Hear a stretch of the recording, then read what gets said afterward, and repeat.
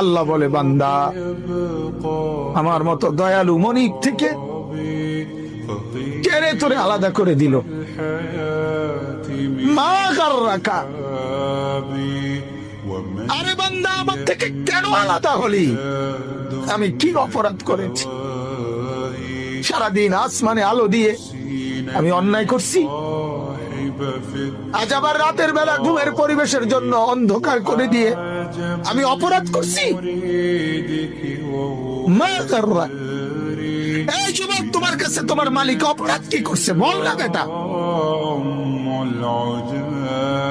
বল। কেন সেজদা করলি না ভাইয়া? আল্লাহ তোমার কাছে কি অন্যায়টা করছে? কি অন্যায়, কি না দিছে মালিক? মা গাররাকা বিরাব্বিকাল কারীম,